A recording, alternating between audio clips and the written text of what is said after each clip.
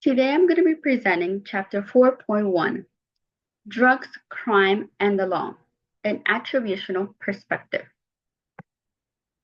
In today's agenda, we're going to be focusing on psychological attribution, how we can explain the causes of behavior, and shapes the way society and the legal system respond to drug-related crime. What is attribution theory?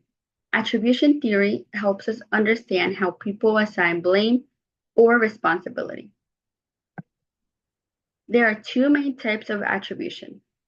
One of them is internal or dispositional, which is behavior is due to the person's character or choices. The second one is external or situational, which is behavior is caused by circumstances or the environment. Example of internal and external attributes. For example, someone might say a person uses drugs because of their weak willing, which is internal, or because they grew up in poverty and trauma, which is external. Common biases. One of them is fundamental attribution error, which is overemphasizing personal faults in others. The second one is self-serving biases, which is blaming circumstances when it's ourselves. Application to drug crime. Davis argues that how we attribute drug use affects how we treat offenders. Internal use usually always goes towards punishment.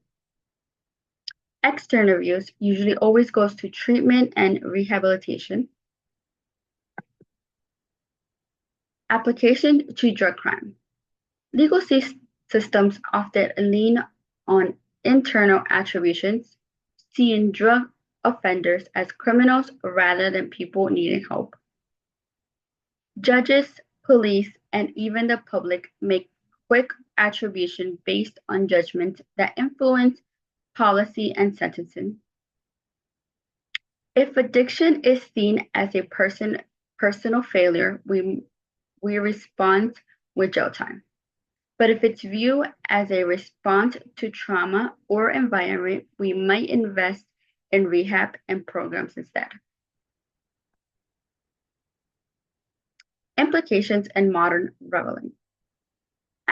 Attribution theory can help us rethink policies around drug and crime. Policies like drug courts and harm reduction emerge from a shift to external attribution.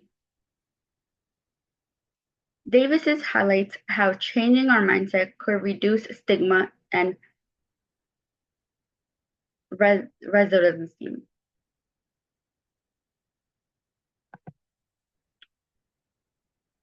Quote from the chapter: when we understand why behind drug use, our laws and support systems can become more effective and human. Conclusion. In summary, Davis' chapter shows that the way we attribute causes to drug use, whether internal or external, deeply influences criminal justice outcomes. Recognizing this can lead to more compassionate and effective policies. Thank you for listening.